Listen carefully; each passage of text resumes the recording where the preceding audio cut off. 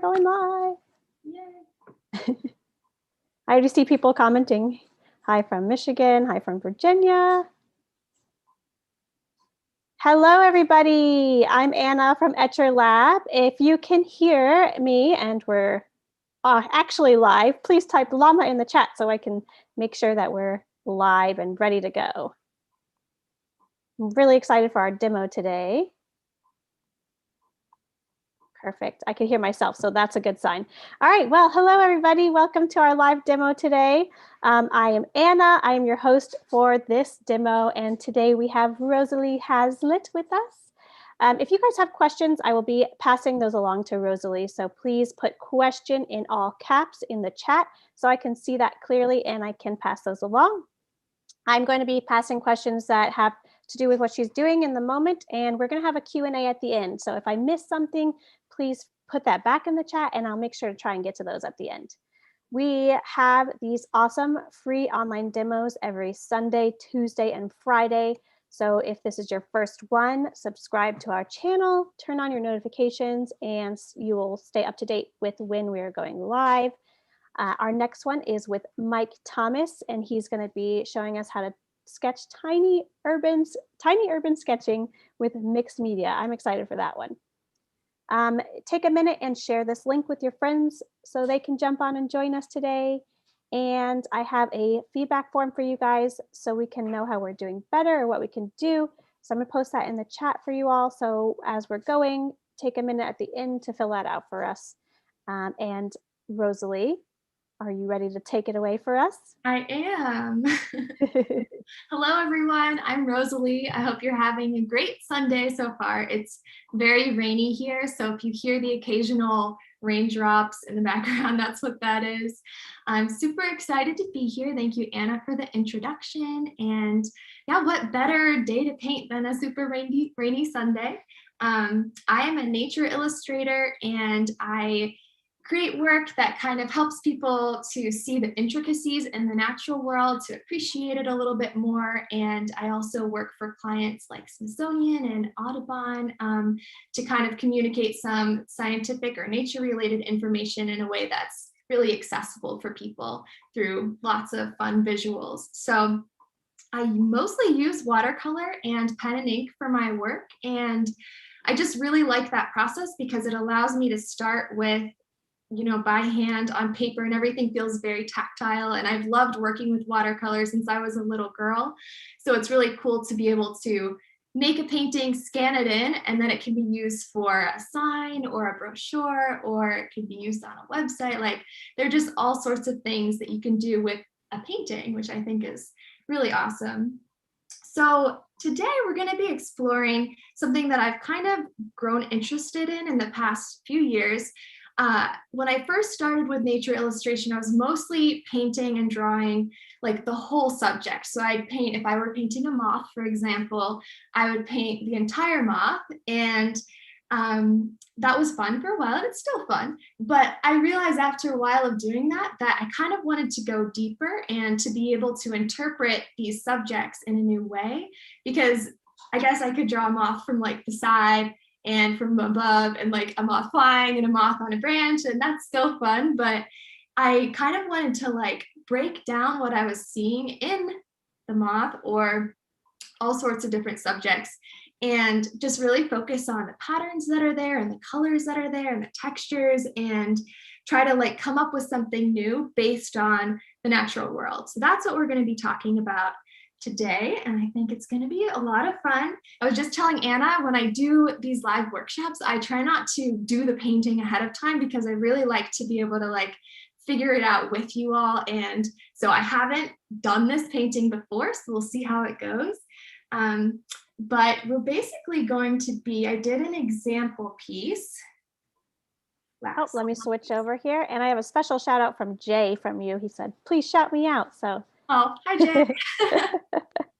I'm so glad you're here. And so many other people are here from all over. So we're excited to get started. Yay. Awesome. Welcome. Yeah, so here we have an example piece that I did recently, and it's kind of two pieces in one. I just thought it would be fun to show them side by side. So on the left is a Luna moth, but instead of having you know, painting the whole moth like this. There's the reference photo that I used.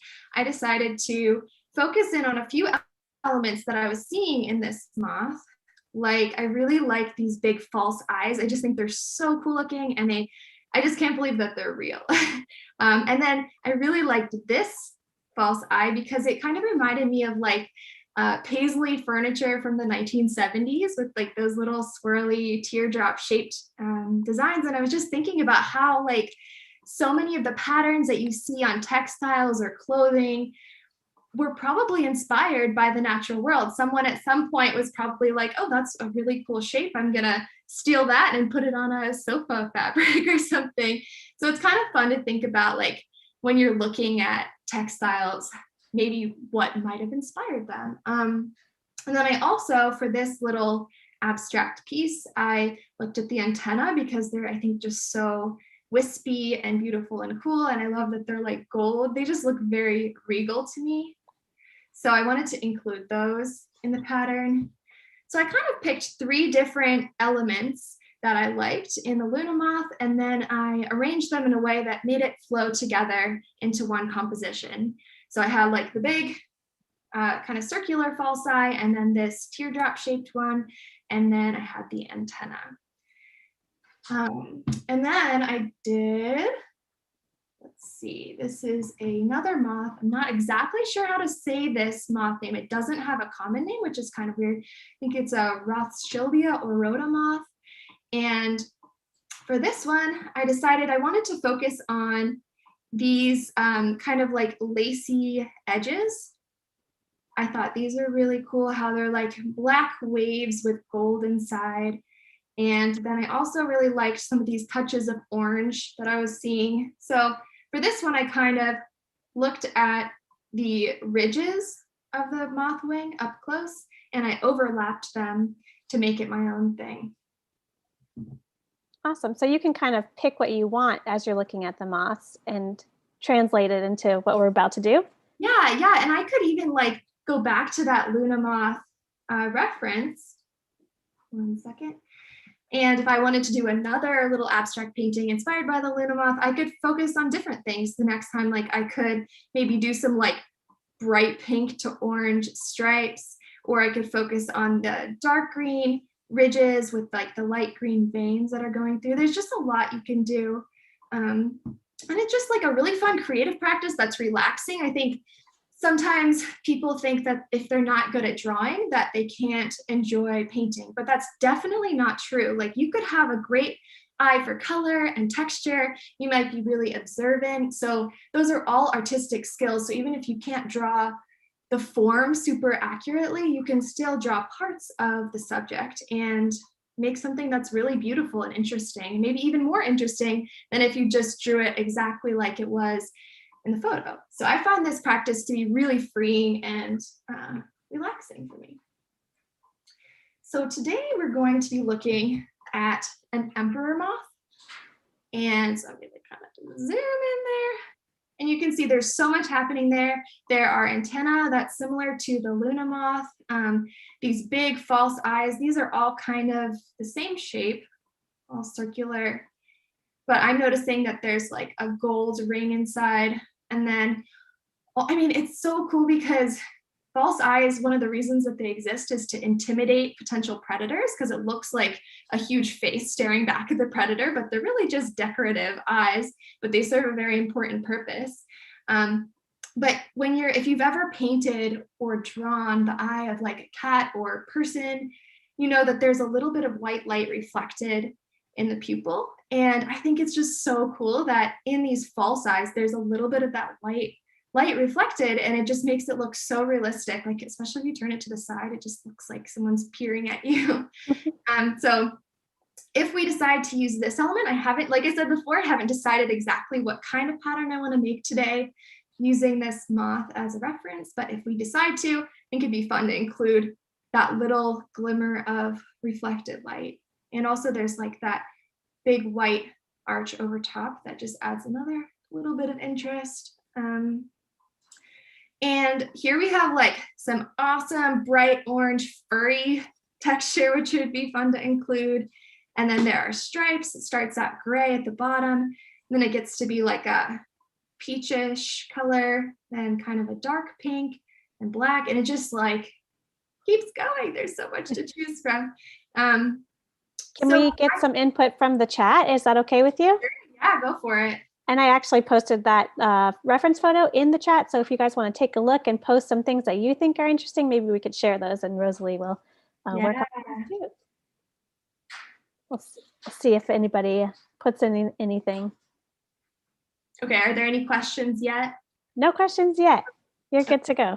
Sure. Yeah, so I think most of the time when I look at a subject and I'm like, okay, there's a lot going on here. It could go in so many different directions. I don't really know a color scheme yet that I definitely want to use, because I don't have to use all the colors that I'm seeing, and I don't have to use all of these characteristics. So I kind of want to focus on 2 or 3 elements of this moth to highlight, and that's kind of what I did with these ones. And that way, like, I don't overwhelm myself. And also, that's something that's nice about patterns is that there are repeating motifs or symbols, and that kind of creates like a consistency, and it really looks like a pattern. So I want to stick to just 3 elements today of the Emperor moth. So in order to decide on those elements, I'm going to sketch out a couple just on a scrap sheet of paper. And then once I have a few options sketched out, I'll choose a few to work from, and I'll put them on my main sheet of watercolor paper, and I'll start painting. So I think I definitely want to include this false eye because it's so awesome. So I'm just gonna, you don't have to do this step if you don't want to, but sometimes it just helps me to work out some of the design elements before I start on a painting, just because sometimes watercolor paper has a lot of tooth and texture to it. And so if you're doing a lot of erasing and like rearranging of things, sometimes not all of the pencil comes out. So we have this like gold ring, and then there's that reflected light, the black ring around the outside, and then a little bit of white here. So I definitely want to include this. I think I'm going to make this my first. I put a little 1 to show that that's my first element of my pattern. And then I think I want to, since I used a similar look for the antenna before, I think I want to skip that for this pattern and focus on something else. So I really like, I think I want to use like one of these little segments. So they're like not perfect rectangles. They're kind of like slanted and curved a little bit. And then they have these different rows of colors. So it's kind of a weird shape, but I think it'll be a little bit of a challenge to work with. So I think I'm going to do that.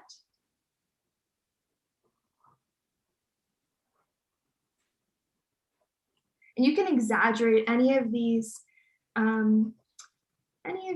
sections of the reference that you want to use as part of your pattern. Like I'm making this curve a little more exaggerated because I think it'll like flow and piece better together with the composition.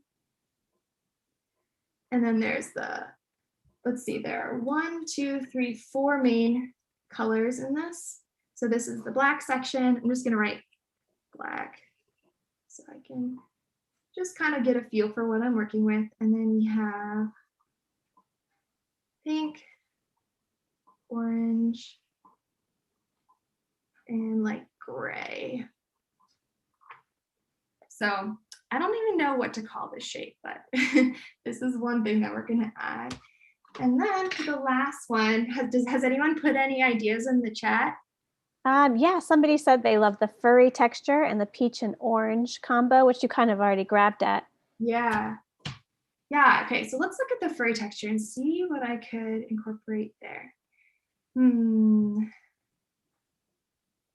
Everyone is, and one person said artist choice. Everyone's saying they love just the idea of doing the microscopic approach and how it cuts it, the overwhelming, to draw all the details. Yeah, I agree. I think it's like, even if you're about to start maybe a big realistic piece and you just want to get in the flow of painting and like tap into your creativity a little bit and loosen up. I think this is a nice, like, quick exercise.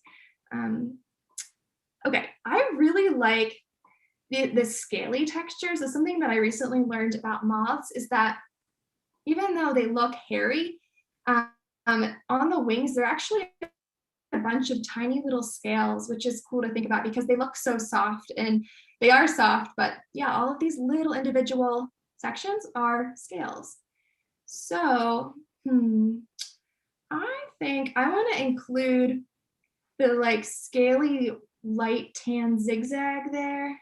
And maybe, oh, I also really like, see, this is the cool thing about this. You don't notice until you look really closely, but I really like this little blob of black. And then there's like a little white J shape and then some red. So I'm trying to think of how I could combine those together.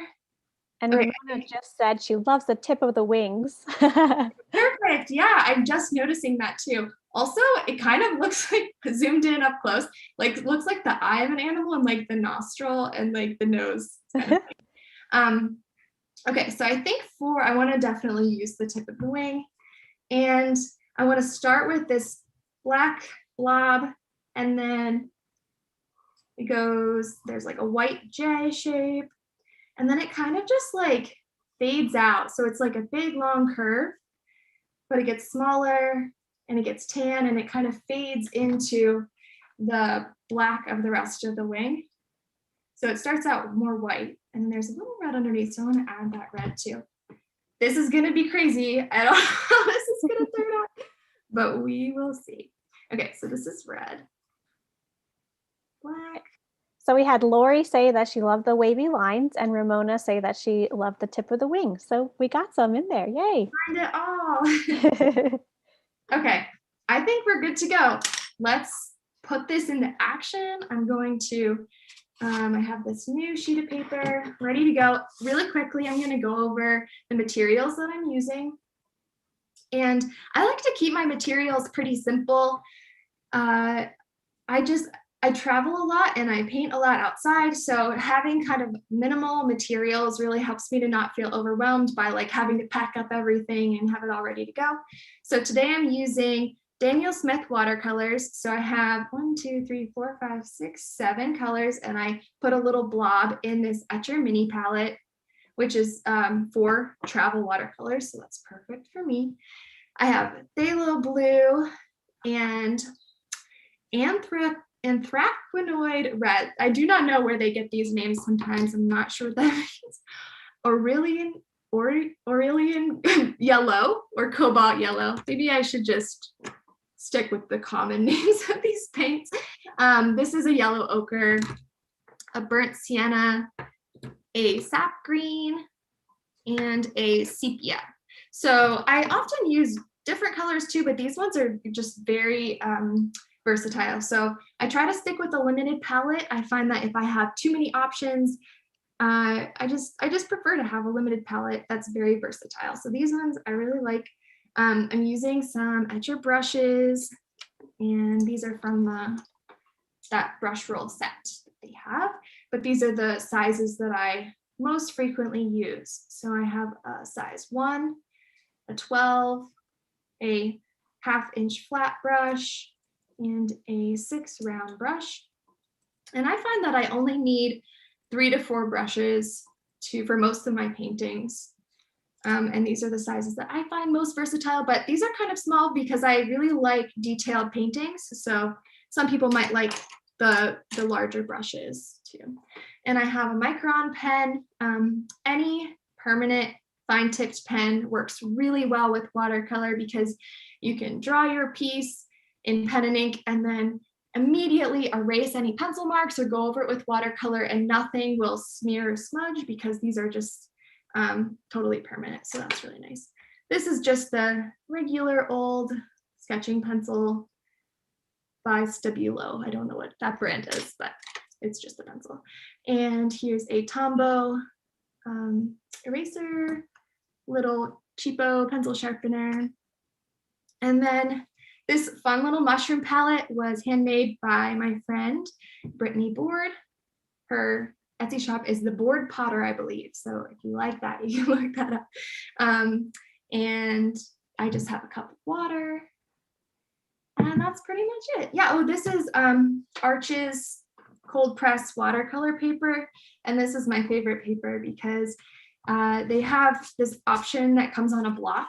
So you don't have to tape down your paper and you don't have to worry about it buckling if you use a lot of water. And for the pattern that fills up the whole page, we are going to be using a lot of water. So I like to use this block because my paper won't bend. Yeah, so if you're not using a block, you suggest taping the edges down? I do, yeah. I use, so when I do like a bigger piece and I can't get it on that big size on a watercolor block, I will tape it down using artist tape. And the reason for that is because it doesn't leave any residue and also it's acid free. So if it did leave any residue, it wouldn't eat away at your paper over time or make the edges yellow or anything. Awesome. Yeah. Are there any other questions right now? No questions yet. Just comments about the reference photo. I think everyone's excited to get started. Awesome. Okay, let's get started. So referencing my little sketched out synopsis of what we're going to do, I think I probably, because the false eye is like the boldest part of the boldest element because it's just, you know, black and really bold. I think I want to start by placing this around my painting. So I'm going to start with pencil and I'm going to zoom in on, and that's why I really like to use an iPad or sometimes I'll use my phone and just zoom in really closely on my reference photo. It just helps to be able to see all the little details in your subject. So with a pattern, it's nice to create a lot of balance. So I'm going to start just laying out these shapes. Actually, I might go a little bigger than that. I'm going to enlarge this false eye. And instead of having it be like totally methodical, like in a zigzag formation or something, I kind of like to have it be a pattern so it's consistent, but keep it a little bit loose so things aren't totally lined up. So I'm gonna have one more down here. And you can also, with these repeating elements, you can make some of them larger than others too, that works. That's what I did with this one. You can see this false eye was much bigger than this one. And all of those like little variations just create a really nice like dynamic composition. So I think I'm gonna make a even bigger one up here. And when you're finished sketching those, will you just lift it so we can see the pencil marks when you're? Sure, yeah. We can see them, but it's very light. Okay, sounds good. Another thing that you might want to try is to have some of these elements leave the edge of the page. And that's just kind of nice to mix things up. So I think I'm going to have like half of a false eye over here. I'll put this up so you can see it. So this one's coming off the page. Maybe I'll do a little bit of one up here. I'm just kind of trying to have equal spacing throughout. It doesn't need to be totally equal, but kind of a similar amount of space between each one to leave lots of room for the other elements as well. We have this one coming off.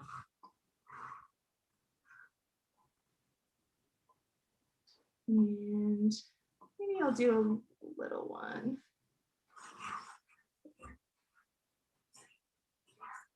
Okay, so this is what we have for now. And after I add in the other elements, I might find that like there's a little bit of a extra space and I want to tuck in another little one here or there, and I could definitely do that.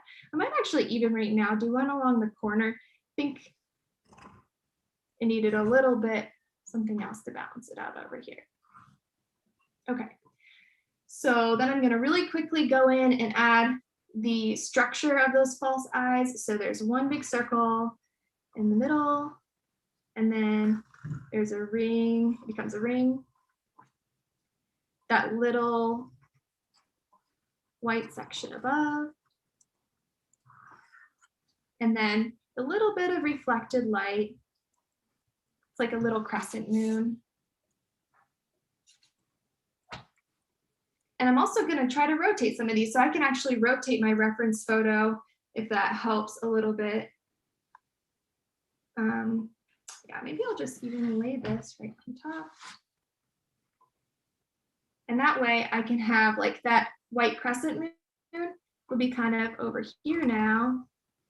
Instead of them all looking exactly the same, it's kind of like they're like balloons and they're floating up and kind of spinning as they go. And all of these little touches add a lot of motion to your pattern. So this is the golden ring that I'm working on right now, and a little bit of reflected light.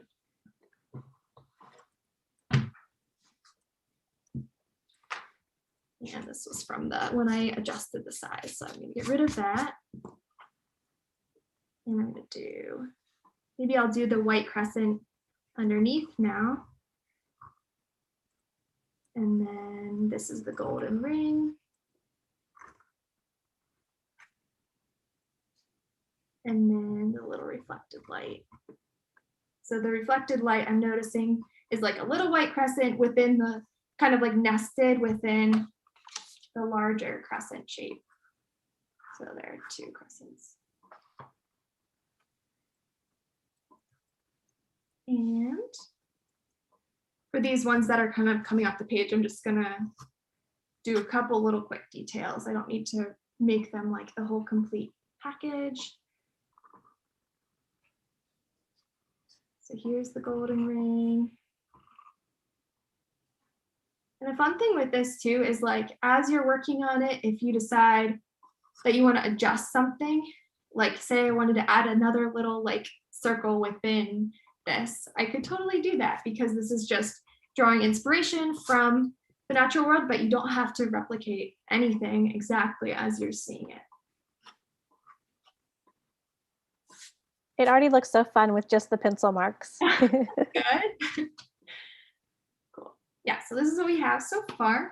And then I want to refer back to this. And now we have this crazy shape to put in, or we could start with this one. Let's see here. I kind of think I want to jump down to the number 3 shape because that one is very long, and try to put that one in. And then maybe this one, I'll shrink that one down and I'll just fit this one in wherever I have space. Okay, so this is where things get crazy. Let's see how it goes. And I already know that because I want everything to like weave together in the same way that I had the antenna weaving around and kind of curving, I think I want to do that with this long curvy shape because I don't want it to just be like straight here or straight there. Like I think it would look nicer if I wove it into the whole composition. So I'm gonna do that. I'm gonna start with this little black blob. And then there's that white J. And then I'm gonna kind of like part this area between these two fall size and go right in between the middle of it with this curvy line. And it gets a little thinner as it gets towards the edge. That's just, I think, a really fun shape. Can you see it? Let's see. Yeah, that looks good. All right, and then I'm going to add a few more in. So let's see. Maybe I'll have one that starts like here with that black blob and then curves down and around this one. I think that will look nice. So I'm kind of like reversing that one in my mind. And I'm going to take a lot of liberties here. I'm not going to try to make it look exactly like that.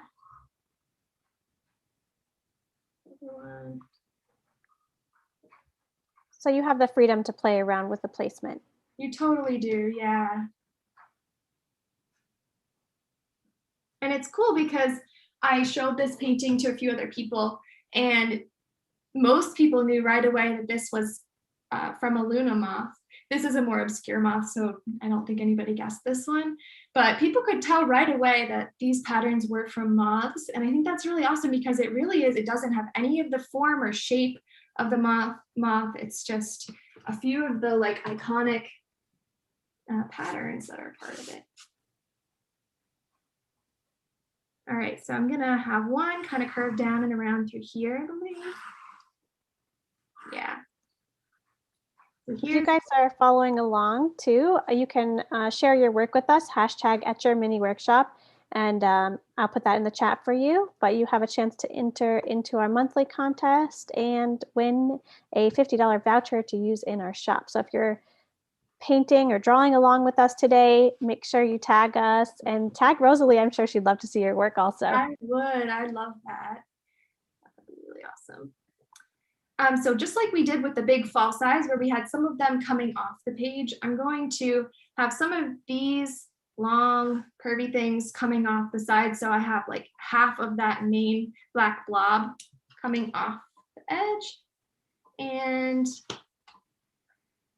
it's also another little tidbit is that if you want to make a really dynamic composition, it's helpful to work in odd numbers instead of even numbers. So right now I have 4 long curvy things, and for some reason it just makes,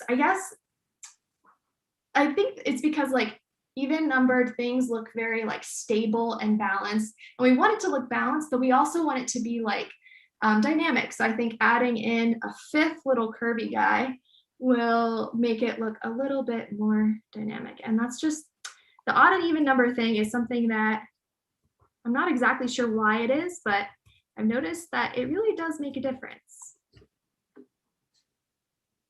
Okay, so I think we're set with all of these wild, they look like tapeworms or something. We'll make them look pretty, I promise.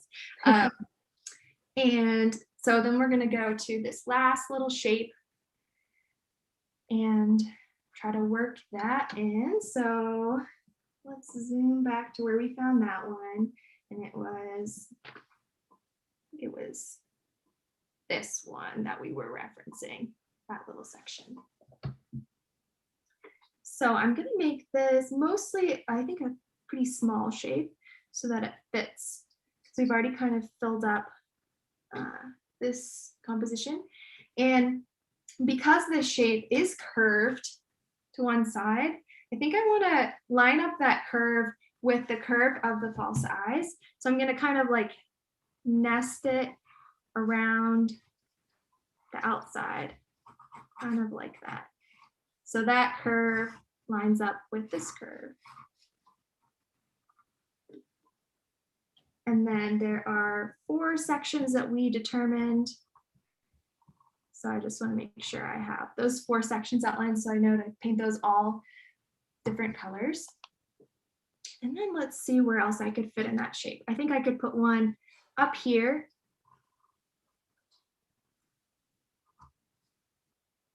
And Rosalie, just so you know, we're just passing the half-hour mark, okay? Okay, sounds good.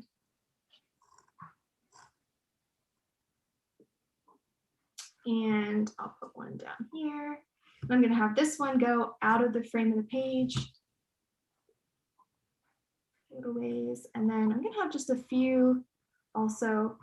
Anywhere where I notice there's a big gap where there's nothing, I'm going to put in just a little hint of one of those little funny shapes.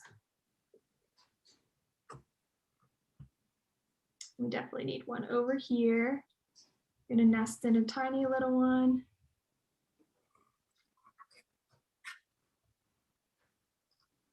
So you're just making them smaller and adding them in where you'd like? Yes. Yep. And I'm trying to match the curve of the false eye with the curve of that shape and kind of enhancing the curve of that shape to make it fit together. But along the edges where there aren't any false eyes, I'm just kind of having them go off the page a little bit to fill out that like border space. So I think I want to put one here. Fill out that spot, and then we're almost ready to dive into the paint. I think we're really close. Yep, I think we're ready. So this is what we have, and it looks like a crazy 80s pattern. So let's add some fun colors to this. So I'm gonna start out like we did with the sketch. I'm gonna start out with the false eye. I think it makes a lot of sense to start out with this too, because it's really boldly colored and it'll immediately make our painting start to feel like it's coming together. So I don't have any black in my palette because I don't like to work with black.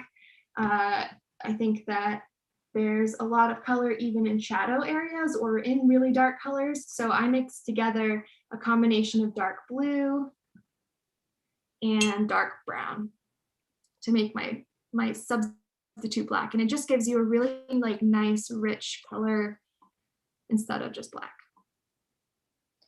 And as you're painting, do you try to stay true to the colors that you see in the Moth? I do for the most part, but I also take some liberties. So like there are so many varieties of color here that I'm not going to go and try to capture every single one. So I'll just kind of try to like find something that's pretty similar. And yeah, but I do think if I was working with a Moth that was like only brown and white, I would probably add in little flecks of like dark red or just something to jazz it up a little bit. So I'm going to start with the outline of these false eyes, and I'm using the 6 round brush because it's this is my favorite brush because it's just very versatile. It has like, it comes to a nice point,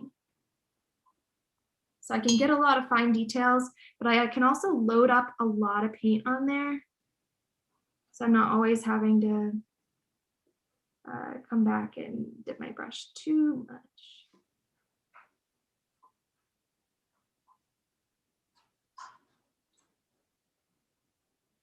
So is there more pigment on your brush right now than there is water?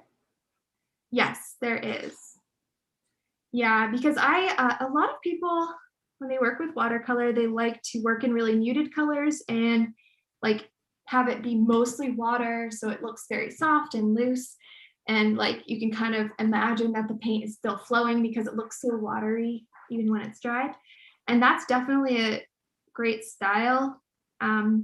My paintings just tend to be I really like the vibrancy that you can get if you use a lot of pigment on your brush and less water. So I work in a lot of layers. This paint is really nice paint. It was a gift from someone. So it's really pigmented and I don't have to do a ton of layers like glazing to build up that vibrancy. But with a lot of paints, there isn't quite as much pigment in there and you do have to do a lot of layers. And even with this, I will layer quite a bit still. But some paints, it just takes fewer layers. Like if I were using, I often use a Winsor & Newton Cotman set of watercolors, and it's like $30, and it works great, but you just have to add a lot of extra layers in order to get this dark, rich color. So I'm painting around these sections that I wanted to leave white. I'm not going to use any white watercolors. I'm just going to be really careful to pay attention to where my white sections are and not paint within those. Right now I'm just focused on this really dark color. So the pencil marks that you made previously kind of showed you where you want to place the color? Yes, exactly. Yep.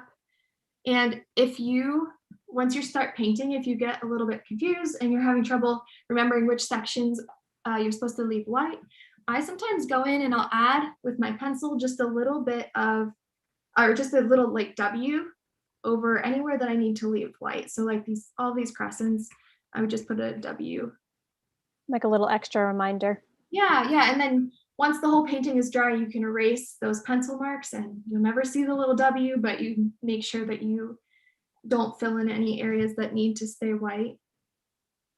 And some watercolors like to use masking fluid, and that's basically a tool. It comes in like a little container and you can paint it on with an old brush to anywhere that you want to leave white, and it dries and it's just like this gummy material. And so then you can go over, do your whole painting, and then once everything's dry, you peel off the masking fluid and it reveals paper white underneath everywhere where you had the masking fluid. And that can be really helpful for some people. And I sometimes do use that. Most of the time though, I just try to really like know where my white or light colored areas in my painting are going to be, and then I'll do the little W trick. And we have a question from one of our viewers. Do you ever use gouache instead of watercolors? I do, yeah. I kind of go through phases with my work. So right now, in the past few years, I've definitely been in a watercolor phase. And before that, I was in a phase where I was doing everything in really detailed pen and ink, and then just doing like a light wash over top of that with watercolor. And then I kind of realized that I was just doing that because I didn't feel super confident with my watercolor only skills. And so I like made myself not use the pen as much, and so that I would gain more control and confidence with just watercolor. But before that, I was in a definite gouache phase, and I think it's really fun. And I love that you can combine gouache with watercolor so easily.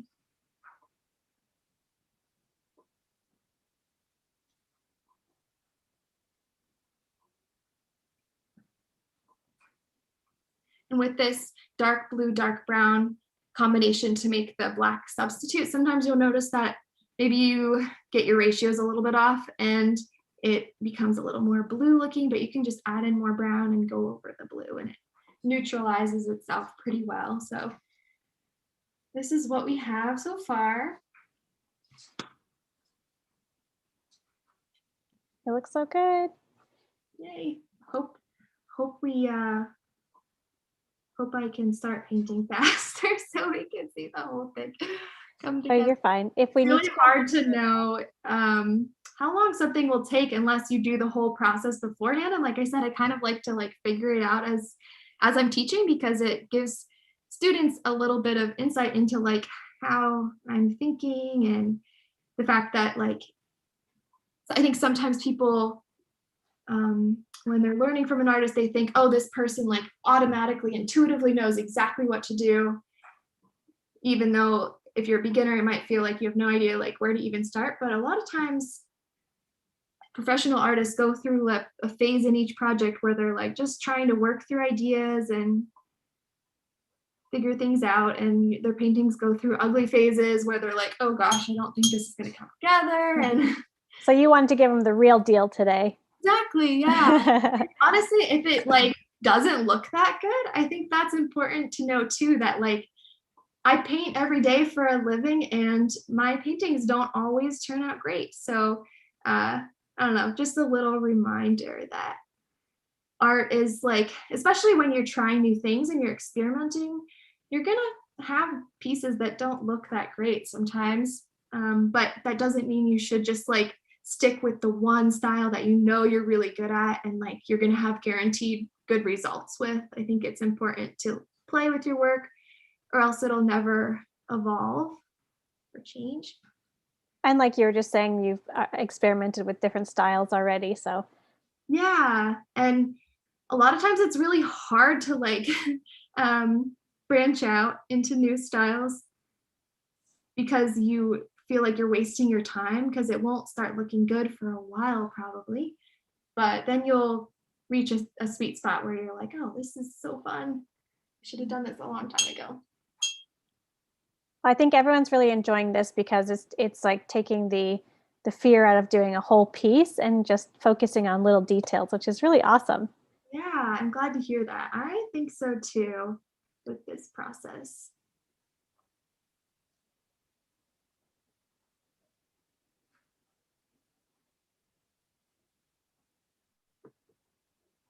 It's fun too because you could apply this like pattern making play technique to anything, any like natural subject that you encounter. So if you see like a plant that has, even if it's not even blooming, but it has some like different shaped leaves, you could look at the shape of the leaf and create one element that's like a heart shape. And you could have that repeating around your page. And then you could have one element that's like the curving stem or like the little blooming bud that's coming out. And yeah, you can just play and make it your own with pretty much anything that you see. All right, let's see. I think I might have, let's see, I'm getting a little confused because I didn't put my little W on this one, but we should have the outside ring. Oh, and then the crescent. Oh, the crescent is like here. So let me just fill this in. If that happens while you're painting and you accidentally make a mistake, is there a way that you can correct it, or any suggestions for that?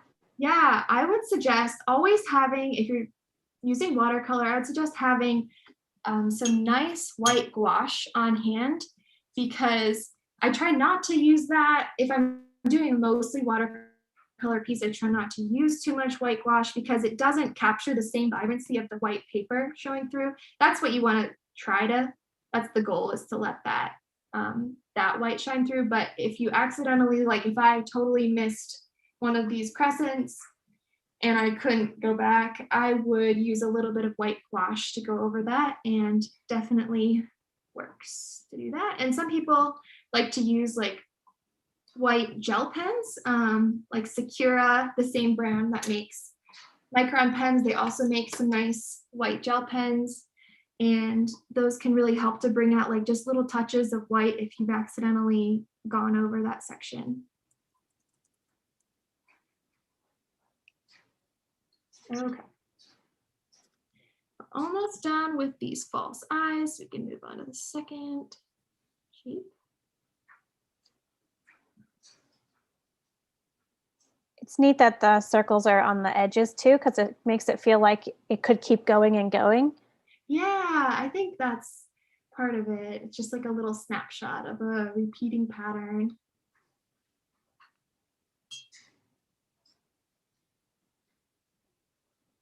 And something about mixing colors when you're working with a natural reference is that you don't have to worry about like keeping these colors pure as you're mixing them. So you'll notice that I'm going directly from like the blue into the brown, and some people would freak out if they saw that, but actually the more mixed up your colors get, the more of like, the more it'll represent the muted colors of the natural world. Even though a lot of moths are pretty bold, they're still like not like primary colored. And so you can not worry too much if you start to get like muddy water, paint water, that's okay. And it makes it look even more realistic to have it, the colors mixed. All right, so I'm going to let all of this dry before going back with the gold for those rings, because if I do it now, all the colors will bleed together because they're wet right now. So it's funny, I think there's a little spot of paint on my Zoom screen, and so I thought I was like trying to get it up, but it wasn't there. Anyway, okay, so we're gonna let this dry, and then I think I want to move on to the dark little blobs. There's a question from one of our viewers. Okay. When you're painting these patterns, do you usually do the shapes first while you're painting and then move on to the background? Yes, great question. Yeah, and like you don't even have to add a background if you don't want to. You could, if there's enough color and stuff going on with just the shapes, you could just leave it like that, or you could add the background. I would say I would let everything, all of your shapes dry first, and then go back over with your background color, because otherwise they'll start to like bleed together. That's a really important step in all of the work that I do, is making sure each layer dries before adding another color. I think that eliminates one of the major frustrations that a lot of people have with watercolor, which is that everything like blends together and it's really hard to keep everything under control. So I would recommend, yeah, letting everything dry. If they're colors that are next to each other. So like I'm able to add these little black blobs because this is all dry white paper surrounding those blobs. Okay, so next I want to add a little bit of red to the outside. So since this line is mostly like tan and white, I want to make sure to leave that a light color. And then I'm just going to go underneath here and add a little section of red to capture the bright color that's in our reference photo. And it kind of, I'm noticing that the red comes up to like the second peak of the curve. So here's 1, 2. I'm gonna have it come up to here. Just kind of fill that in there. And there's another question. If you're working back in the black areas, will it not bleed into the lighter colors even after it dries? It shouldn't. The key there is to not use too much water on your brush. If you load up your brush with water, a little bit of it will pick up. But if you are pretty conservative with it, mostly being pigment that you're adding, it shouldn't bleed too much. And if it does a little bit, it's okay, but you just don't want it to like totally get really like muddied and stuff.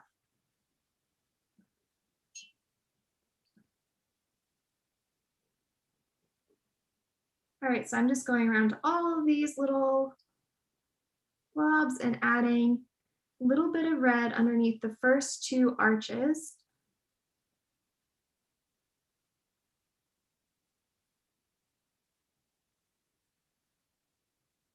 It already looks so cool. The colors work really well too. How much more we're gonna get done in an hour. But hopefully, even if I don't finish this entire piece, you get a good understanding of the thought process that goes into this, and you're inspired to think of the things that you see around you in a little bit of a different way. And I'll be sure to post this piece later once I finish it. If I don't get it done, which I probably won't, I'll make sure to share it with all of you online so you can check it out. Okay, so you have those ready. I'm gonna add a little bit of red here.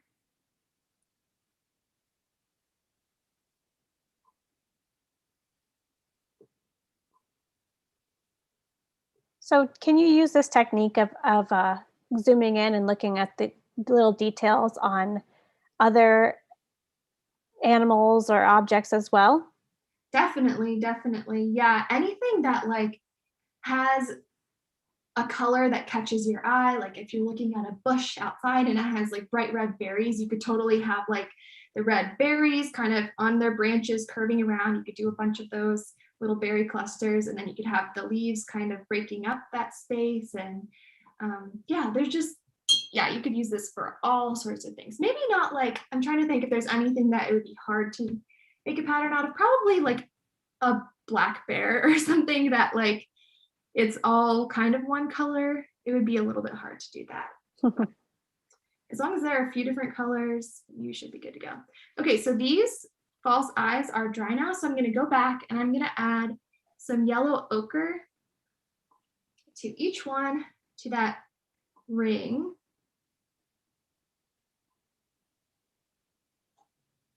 Is there a way you can make sure that it's dry?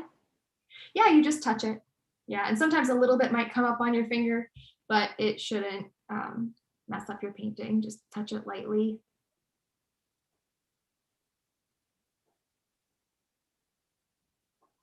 And I really like to use yellow ochre in a lot of nature paintings because I find that it's found in a lot of plants and animals. And it's nice because you can get it straight out of the tube, so it saves a little bit of effort in continuing to remix the perfect color. So that's just a little tip that I've learned over the years.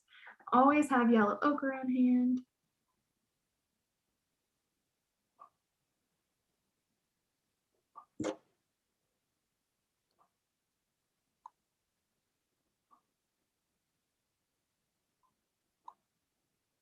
And I just want to mention one more time that we have a survey for our live demos and our mini workshops. So please fill out our survey, let us know how we're doing. And also, if you're loving this, Rosalie has a mini workshop coming up, and you can sign up for that and be a part of that with us. I'm going to put that link in the chat as well. So make sure you grab your spot. She's going to have something really awesome for us planned then. Yeah.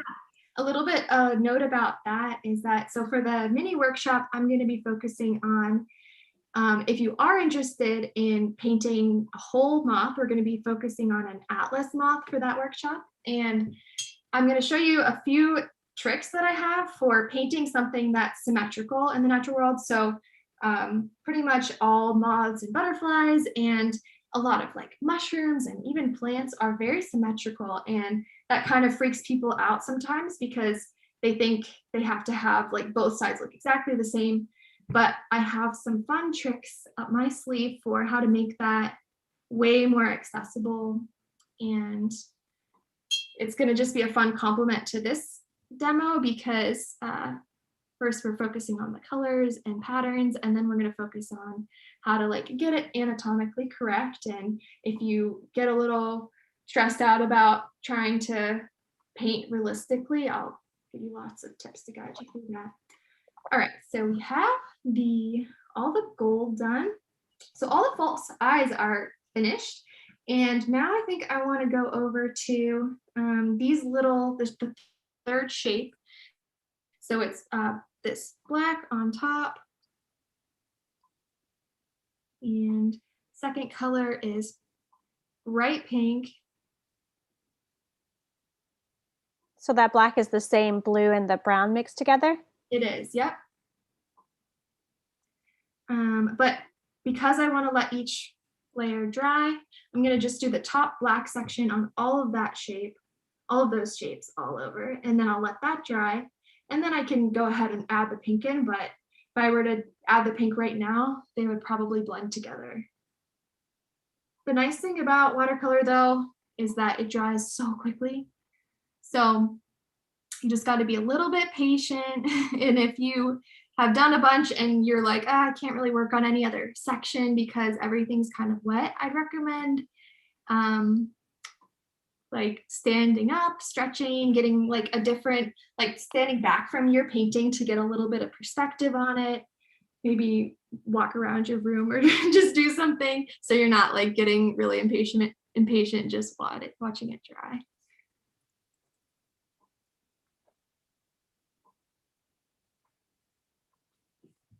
Do you usually work in like one color at a time to kind of allow for that drying? I often do, yeah. Not always. I sometimes will work on like one section. Like if I'm painting a tree, I'll work on all of the like blue brown sections that are composing the bark, and then I'll let all of that dry, and then I'll work on the leaves, even if there are several different colors that make up the leaves. I just try to like break things down so I'm not overwhelmed by all the things that I want to paint at once. I try to like focus on sections at a time. And Rosalie, we are coming up on our hour. If you want to go over a little bit and do some more details, that's fine, and up to you if you want to keep going. Okay. Yeah, I think I will quickly add in, I think I'll actually, because we are short on time, I'm going to just outline some of these shapes because that's a really great trick. If you are short on time and you want to make something look more finished, you can add some pen and ink, and that way it just, your like perimeter of your shapes stand out more, and I can go back in later and add the color there. But this does the trick. It's crazy how fast an hour goes when you're painting. I know it does go so quickly. And I just wanted to remind you guys, if you are following along and painting along, please share your work and tag us with hashtag Etchr Mini Workshop on our Instagram or our Facebook. And like I said before, you're going to have a chance to win a $50 voucher to use in our shop and get some new materials. Yeah. And you can tag Rosalie as well. I put her Instagram handle in there so you can tag her and she can see your work also. Yeah, and if you check back later today, like I said, I'll have this finished so you can see how it came together. Thanks for hanging out today. It looks so awesome. Yeah, it looks totally different than what I expected, but it was fun, and I feel like we got some really crazy shapes out of this. I think this is one of the perks of doing this exercise, is because like I would have never come up with that shape on my own, this like really weird dragon-y shape, but now I did because I looked closely at something, and yeah, it just sparks your creativity in a little bit of a new way. I used to go. Would you walk us through some of the details that you would do to finish up this piece? And while she is walking through that, if you guys have any questions, please put them in the chat and I can make sure to address those as well. Yeah, so to finish up this piece, I'm going to continue outlining everything with the pen, which is something that I was going to do at some point anyway. I think I was going to go in after and add a few outlines after I'd done all of the painting, but you can add pen in at any point. I could have even gone over all of my pencil marks before I did any painting and added the permanent ink pen, or you don't have to use a pen at all, but I sometimes like to use it. So I would continue to do those outlines, and then I would add the pink to this shape. So I'd go around adding a little bit of pink to each of that shape, and then underneath that is orange, and underneath that is the like gray, muted gray color. So once all those shapes were finished, then all of my main components would be there. I would wait for everything to dry. And then for a background color, I would want to make sure that I choose something that's not going to overpower any of these shapes. So I could do all sorts of things. And if you're following along with this reference photo, you could use any color as your background that you like. I think because I have some reds, I'm going to have some more pinks in there, some yellows. I don't think green would be my best bet because I don't think it captures this moth quite as well. I think I might use this yellow ochre and just kind of water it down so it's like a muted, soft yellow over the whole thing. I'd either do that or I'd maybe do a light, like peachy pink color over the whole thing. And that's just pulling from the colors that I'm seeing in this moth and just kind of trying to capture the essence of the moth without painting it exactly. That's awesome. And there is a question from Christina. How do you adjust the pencil if it's still showing through the pigment? Great question.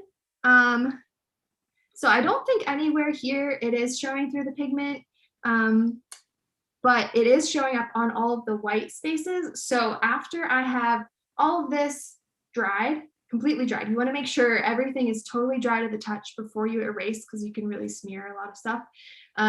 I would go over and erase everything, all the pencil marks, and then I would add the background. So the background is my final step, and the reason for that is because there's some kind of sketches here and there where I painted in a slightly different location than I sketched out. So I want to make sure those are cleaned up before I add that final paint color, because you can't, once you add paint to the page, it seals in the graphite and you can't erase any pencil marks. So got to make sure those are all cleaned up. And if there's a little showing too, that's totally fine. And everyone now is just saying how calming this is, how much they're enjoying it. And it's just been really fun to watch you at work here. And I'm just gonna remind you guys to fill out that survey for us and sign up for the mini workshop. Yeah. Rosalie has so much exciting things planned and it should be really fun. So I'll post that in the chat as well. Awesome. As we are doing some finishing touches here. And Rosalie, is there anything you want to leave everybody with before we sign out for today? Yeah, I would say just watercolor can be intimidating for a lot of people. I've seen in a lot of places people will talk about like different art materials that they've tried, and a lot of times people say that watercolor has been the hardest for them. And I want to encourage you that maybe if you've tried to do like realistic watercolors before or landscapes and it's been really difficult for you and not a lot of fun because it was too stressful, maybe to try like a different version of watercolor. There's not one right way to do watercolor, and yeah, just find what works for you. And you might find that you're a more pattern or color oriented person and you can still be very artistic even if you can't draw realistically. So I think that's my encouragement for you.